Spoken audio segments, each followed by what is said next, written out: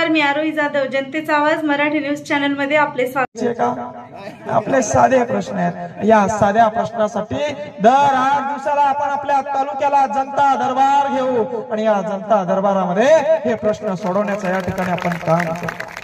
बऱ्याच जणांना या ठिकाणी आपण निवडून दिलं, आपण त्यांना मोठं केलं, त्यांनी त्यांच्या बायका पोरांना आमदार केलं, लेकरा बाळांना खासदार केलं, पण आपलं या ठिकाणी पोरग उघड्यावर पडलं. आपलं पोरग आपल्या मोटरसायकलला यांचा झेंडा बांधताय आणि यांच्या मागे पळत सुटतंय. आणि म्हणून आता ही वेळ आहे, लोकशाहीची ताकद दाखवण्याची ही वेळ आहे. तुम्हाला आता तुमच्या शक्तीतून लोकशाहीची ताकद दाखवायची. आणि ते म्हणते लोकसभा लढायला पैसा लागतो, याच्याकडे पैसा नाही, याच्या मागे नुसतं पोरच आहे. पोरांची ताकद यांना अजून माहित नाही, मुलांची तरुणांची ताकद यांना अजून माहित नाही. हे म्हणायला याच्या मागे नुसते पोरच आहे म्हणे, दाखवायची ना यांना ताकद. ज्येष्ठांना सोबत घ्या आणि मला सांगा साहेब, आपण त्या शाळेमध्ये मतदान करायला लाईन मध्ये जातो, मध्ये मतदान करायला गेल्यानंतर ते मास्तर आपल्या बोटावर शाई लावतं, ते आपल्याकडनं पैसे घेतं का? निवडणूक लढायला पैसा लागतो का? मतदान करायला पैसा लागतो का? प्रचार प्रसार या ठिकाणी तरुण करतायत, बॅनर या ठिकाणी नागरिक छापतायत, गाड्या या ठिकाणी नागरिक लावतायत. मला नवल या ठिकाणी वाटतंय, कारण सगळ्यांना बदल हवाय. 70 वर्षाचा एक उमेदवार आहे, 60 वर्षाचा एक उमेदवार आहे, 25 वर्षाच्या 28 वर्षाच्या 30 वर्षाच्या तरुणांच्या भावना त्यांना काय समजणार आहे? त्यांनी त्यांचे घर मोठं करण्याचं काम केलं आणि मग एक शेतकऱ्याचा पोरग हिम्मत करून इथपर्यंत आलंय. आता जर का आपला विजय झाला नाही ना, परत कोणी हिम्मत करणार नाही दादा. हे भावनिक साथ नाही घालत आहे, ही वस्तुस्थिती सांगतोय. रावण वृत्तीचे लोक या राजकारणात उतरले. तुमच्यासाठी भांडणारा, तुमच्यासाठी झगडणारा, तुमच्यासाठी अर्ध्या रात्री रस्त्यावर येणारा या ठिकाणी कोणी नाही. तो तुमच्यातूनच तुम्हाला बाहेर काढावा लागेल. ज्याच्याकडे गाड्या बंगल्या मोठमोठाले फार्म हाऊस असतात, तिथं क्रांती घडत नसते. गरिबाच्या झोपडीतून क्रांती घडत असते आणि ती क्रांतीची आता गरज आहे, ती क्रांती घडवण्याची आता गरज आहे. म्हणून सर्व समाज बांधवांना, 18 पगड जातींना, दीन दलित गोर गरीब बांधवांना सोबत घेऊन आपल्याला या निवडणुकीला समोर जायचंय. पाना आपलं चिन्ह आहे, माहिती आहे ना सर्वांना. आणि सगळ्यात जास्त प्रचार फोनवर करायचा. सगळ्यांनी प्रत्येकाने आता 4-5 दिवस राहिले आहे, प्रत्येकाने सगळ्यांना फोन करा. आपले 10-10, 5-5 पाहुणे रावळे सगळे सोयरे त्यांना फोन करा. त्यांना सांगाव आपल्या हक्कासाठी लढणारं पोरग आहे, लहान आहे, कधी कान धरून काम सांगता येतं, आपल्यासाठी लढणार आहे. वयाच्या 25व्या वर्षी अंगावर 52 गुन्हे तुमच्यासाठी घेऊन बसलो.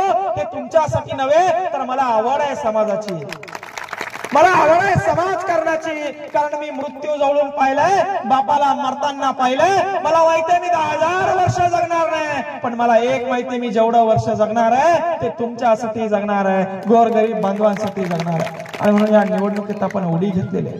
हे वाटतं तेवढं सोपं नाही. एका सरपंचाला बाबा पुन्हा लोक सरपंच होऊ देत नाहीत गावात, तुम्ही एका सरपंचाला खासदार करायला या ठिकाणी निघाले. पण त्यासाठी तुम्हाला खूप मेहनत घ्यावी लागणार आहे. आपला विजय पक्का आहे, आपलं सीट निघायला लागलंय हे त्यांना आता कळायला लागलंय. म्हणून त्यांच्या पायाखालची वाळू सरकली बाबा, त्यांना झोपा नाही. आता अगोदर काय म्हणत होते, यानं उभं केलं त्यानं उभं केलं, आता कोण उभं केलं सांगा म्हणा. आता दोघांचे लाईट लागले.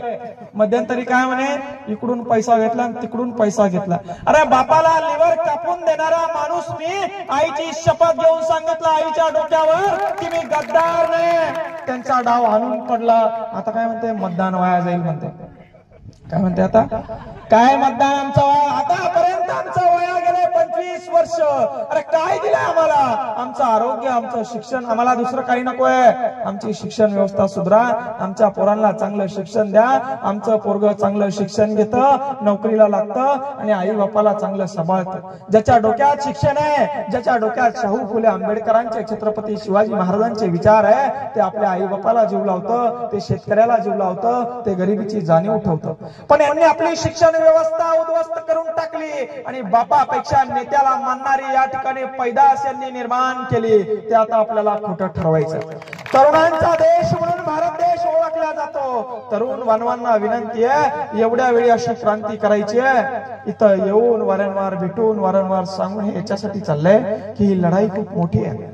देशातलं सर्वोच्च हे पद आहे आणि हे पद का जर भाव आपण गाठलं ना, एका सरपंचाला साध्या जर का आपण या ठिकाणी खासदार केलं तर उद्या आपला आमदार शेतकऱ्याचं पोरगा असणार आहे, जिल्हा परिषद सदस्य शेतकऱ्याचं पोरगा असणार आहे, पंचायत समिती सदस्य शेतकऱ्याचा पोरगा असणार आहे. आणि शेतकऱ्याचं पोरगा जर का व्यवस्थित गेलं ना साहेब, शेतकऱ्याच्या मालाला हमीभाव असणार आहे. शेतकऱ्यांचे पोरं जर का व्यवस्थित गेले तर शाहू फुले आंबेडकरांच्या विचाराचं, छत्रपती शिवाजी महाराजांच्या स्वप्नातलं बळीचं राज्य, शेतकऱ्यांचं राज्य पुन्हा आल्याशिवाय राहणार नाही. म्हणून आपल्या पोरांना मोठा करा. ज्याला नागरणं माहिती आहे, वखरणं माहिती आहे, कोळपणं माहिती आहे, फवारणं माहिती आहे, पिकवायचं कसं ते माहिती आहे, बाजारात विकायचं कसं ते माहिती आहे, अशा माणसाला त्या दिल्लीच्या तख्तापर्यंत पोहोचवा. तो तुमच्यासाठी अर्ध्या रात्री या ठिकाणी तयार असेल. आणि आपले सामान्याचे प्रश्न मांडण्यासाठी, त्या लोकशाहीमध्ये झोपलेल्या त्या देवाला जागा करण्यासाठी या ठिकाणी तुम्ही जर का आपल्याला निवडून दिलं, हे बघा, माझा विजय म्हणजे तुमचा विजय, मी खासदार म्हणजे तुम्ही खासदार, मी निवडून आलो म्हणजे तुम्ही निवडून आले. कारण तुम्ही चेष्टा नाही केली, तुम्ही एका गरीब शेतकऱ्याच्या पोराला आज उभं केलंय. आणि शेतकऱ्याची जात कधी एकत्र येत नाही म्हणता, आता 18 पगड जाती, शेतकऱ्याच्या जाती एकत्र घेऊन या ठिकाणी या निवडणुकीला आपल्याला समोर जायचं. बाबा, आपली अवकात नाही, यांच्याकडे हजारो लाखो करोडो रुपयाची संपत्ती आहे, पण माझ्याकडे तुमचं प्रेम आहे. बाबा, गावागावात गेलो की लोक आपलं ते मारुती महाराजची यात्रा काढल्यावर डोक्यावर घ्यायला लागले आणि गावागावात मिरवणूक काढायला लागले. कोणी तर त्या ठिकाणी तिकडे पप्प्यास घ्यायला लागले, कोणी तिकडे आय लव्ह यू म्हणायला लागले. एवढा प्रचंड प्रेम या ठिकाणी जनता या 25 वर्षाच्या पोरं, मलाच विश्वास बसना झाला. आणि मला माहितीये हे मोठं काम आहे. हे मोठं काम करत असताना आपल्याला प्रचंड मेहनत या ठिकाणी घ्यावी लागणार आहे. राशन कार्ड धरायचं, राशन कार्ड 18 वर्षापासून ज्याचं आपलं मतदान आहे, व्यवस्थित प्रॉपर मतदान करून घ्यायचं. तरुणांची ताकद यांना दाखवायची, ज्येष्ठांचा आशीर्वाद यांना दाखवायचा, यांना दाखवून द्यायचं की वारं पलटलं तर कसं पलटतं, ही शेतकऱ्यांची आणि नौजवानाची ताकद या ठिकाणी आपल्याला दाखवून द्यायची. माय बाप हो, आता जर का बदल झाला नाही तर भविष्यात बदल होणार नाही. आपल्या पोरांची शिक्षण व्यवस्था जर का सुधारली नाही तर भविष्यात शिक्षण सुधारणार नाही. यांनी आपल्या शिक्षण व्यवस्थेवर घात केलाय. 70-80 कॉलेज या पत्र्याचे दुकान. चॅनलला सबस्क्राईब करा, बेल आयकॉन बटन दाबा, लाईक करा, शेअर करा. धन्यवाद.